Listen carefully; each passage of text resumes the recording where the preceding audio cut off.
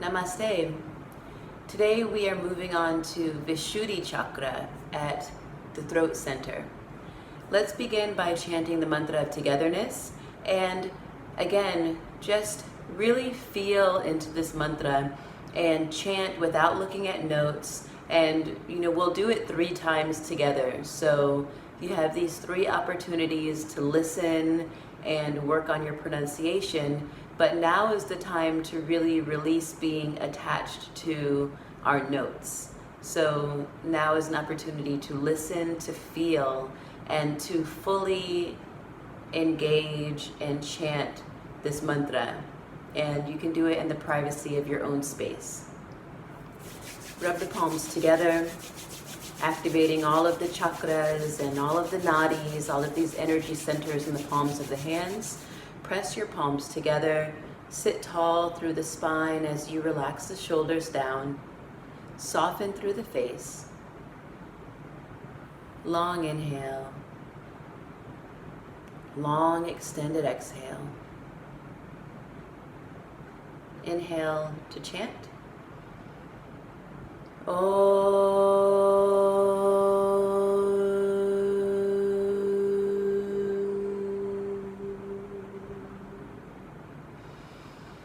Sahana vavatu, Sahanau bhunaktu, Sahaviryam karavavahai, Tejasvina vadhitamastu ma vidvishavahai. Sahana vavatu, Sahanau bhunaktu, Sahaviryam karavavahai, Tejasvina vadhitamastu ma vidvishavahai. Sahana vavatu, Sahanau bhunaktu, Sahaviryam karavavahai, Tejasvina vadhitamastu ma vidvishavahai. Ma vidvishavahai, ma vidvishavahai. Om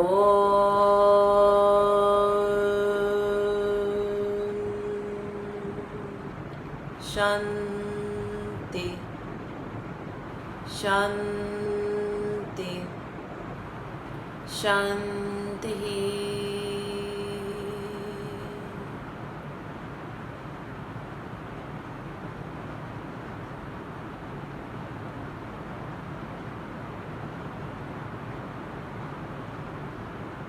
Notice the energy at the center of the throat.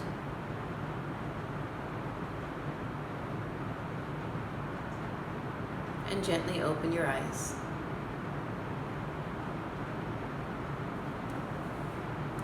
I don't know if you all can hear, but there's a lot of rain falling outside right now. So I'm in the upstairs meditation space, and we have a metal roof. So you can really hear the rain is a lot louder inside than it is actually outside. So I hope that you all can hear me.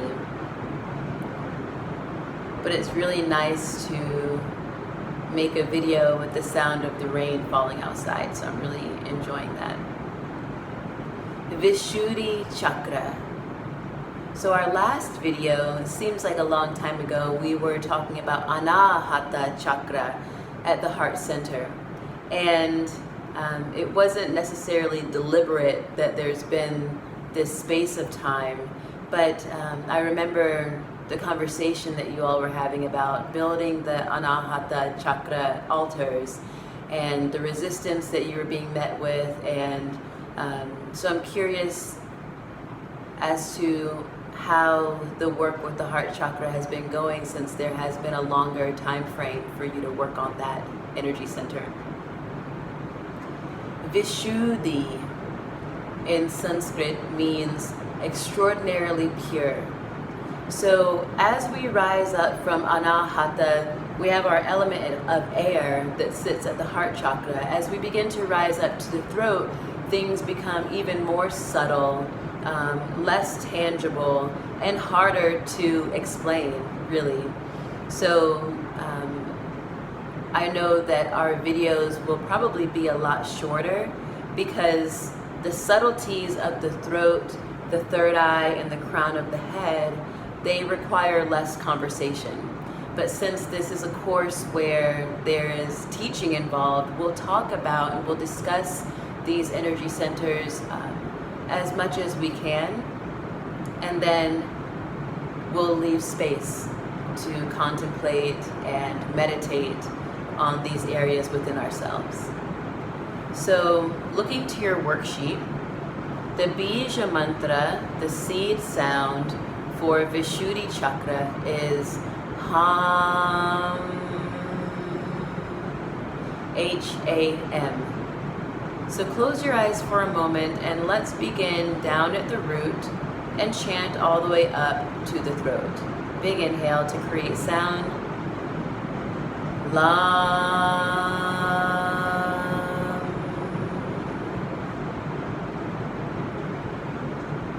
Vam.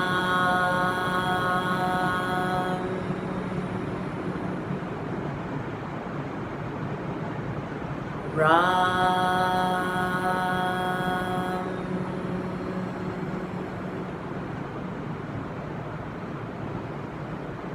Yam.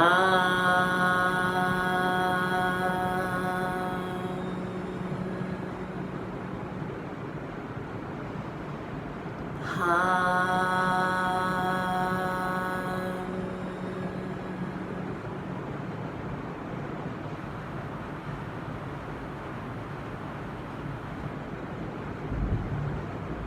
And gently open your eyes.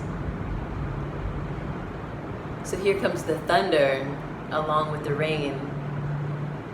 And working with those Bija mantras, were you able to remember all of them as we worked our way up from the root? Lam for the root, Vam for the sacral chakra, Ram for the solar plexus, Yam for the heart, and now Ham at the throat. Our yantra is a circle. The color is light blue. So if we look at the yantra here, we see the circle. We see 16 petals going around the circle of this chakra. And we see the color light blue. The throat chakra, when we think of the throat, we think of maybe speaking, but the sense that is associated, or we can say the senses that are associated with the throat chakra are both speaking and hearing. So it's our ability to communicate and also our ability to listen. The expression here is opening to spirit. And we know from our last class when we came together that the throat chakra is associated with the yoga path, the yogic path of mantra. So sound and chanting, the repetition of mantra lives at the throat. At the throat is also where Satnam lives. Sat meaning truth, Nam meaning name. So Satnam, truth is my name, truth is my identity. And this is where we start to develop our sense of speaking our truth.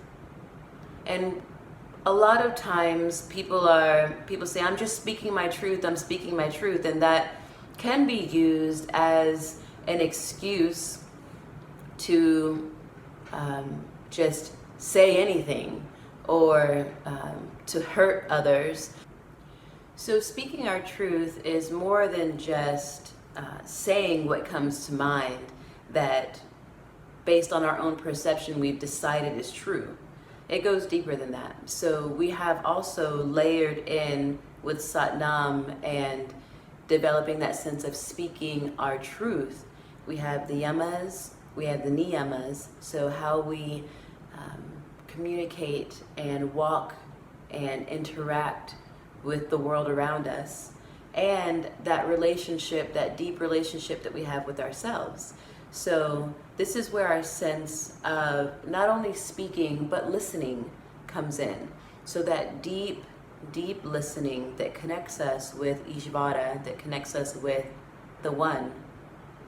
Can we listen so deeply that we get in touch with the truth that doesn't change? And in that way, we're able to speak from a place that is balanced, from a place that is non-harming, non-grasping, and full of clarity. So not speaking from a place that is based on a lack of clarity, a lack of understanding. So before speaking, there comes deep listening. And we have this expression of opening to spirit. So this connection with the divine, this merging with the divine, and knowing that when we're listening and when we're chanting, we are opening to all that there is, and that great macrocosm that is beyond the human body, beyond just this human experience, and also connected to spirit and merging with the divine. Our sense is our quality of voice and our sense of hearing. So a lot of times when the throat chakra is out of balance, we find that we're not able to speak. When I first started teaching, I went through this periodic, it was like something that would come around periodically where I would lose my voice. I would lose my voice completely. And this was in my early years of teaching. And I had a lot going on in my life during those times where my personal life and my personal relationships were not in alignment with the teachings. And so there was this disconnect between what I was teaching and what I was living. And so during probably the first 2 years of teaching, I had these periods of time where I lost my voice completely and I wasn't able to teach. And that served as a really strong lesson to me about the importance of not always talking and really finding time to be still and to listen deep within and to find that alignment between the life of yoga and the teaching of yoga. And so as teachers, this is really important. It's really important for us to sort out those things in our personal lives so that we can align our life with these teachings that we're going out and teaching to others. Because if we have a disconnect in the way that we live and the things that we teach, then what we're trying to teach is not true, because we're not also living it.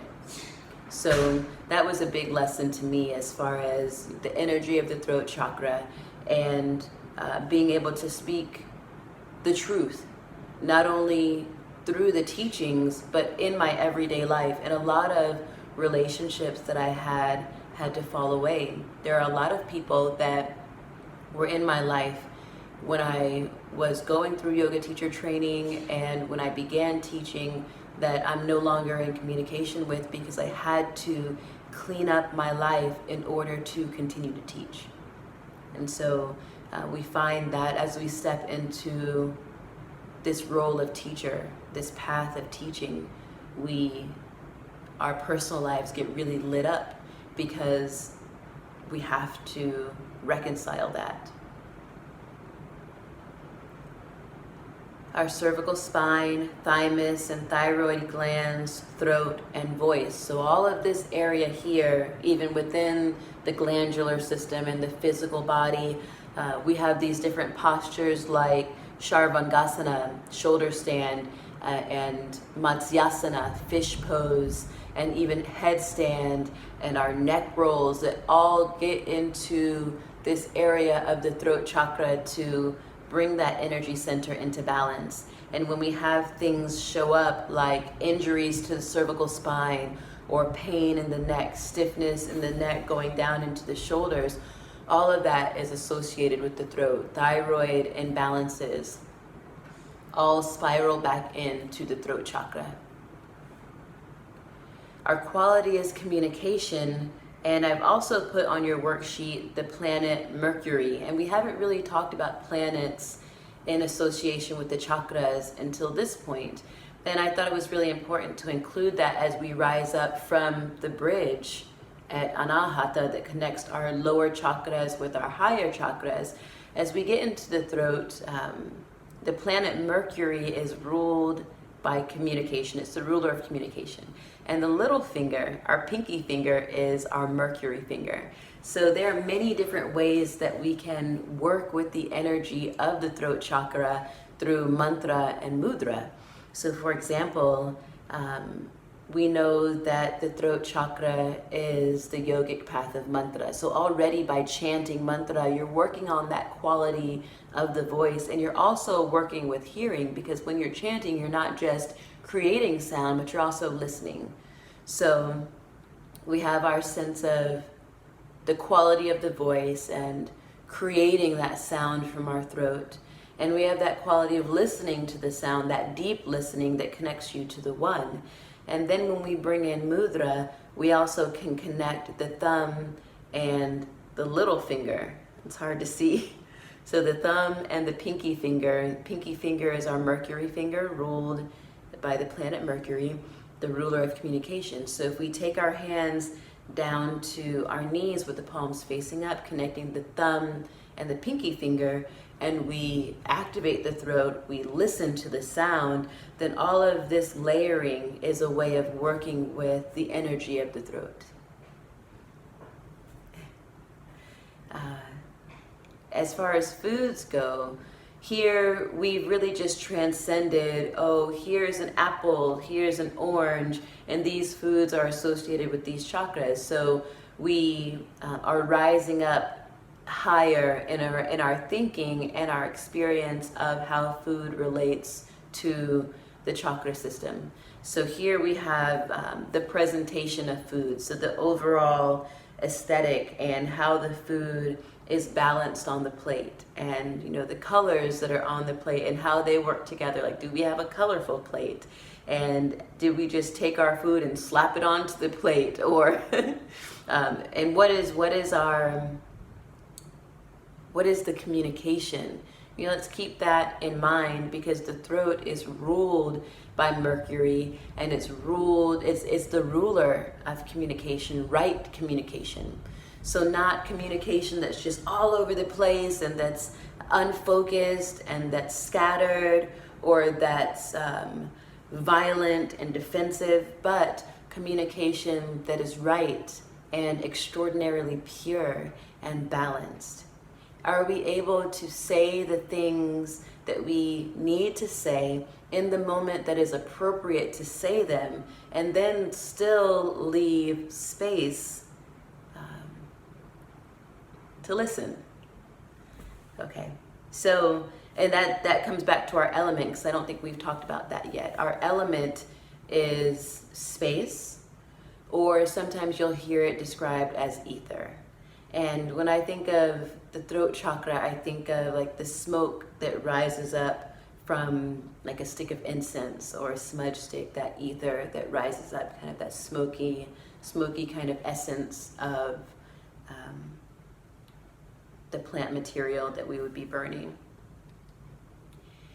And that's important with communication, is having that space. And we talked about relationships here in the heart chakra when we were talking about the element of air and being able to breathe and having space to breathe within relationships. Now that we have created strong boundaries, strong, clear, kind, compassionate, like Todd was saying, boundaries at our solar plexus, now we rise up into Anahata chakra and we begin to have space because we've created these pure, clear boundaries.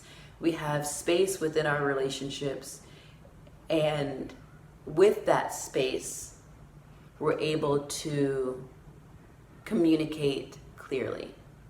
So we begin to see how these different areas are layered, right? And even if we don't feel safe, let's take it all the way back down to the root. If we don't feel safe, it's hard to communicate as well. It's hard to find our voice and our sense of truth unless we have this ebb and flow and balance between the chakras as they even work together. So it's really just this beautiful dance of energy that's happening. And as we settle into these chakras more and how they are expressed within ourselves and within our daily lives, we gain a more true sense of who we are.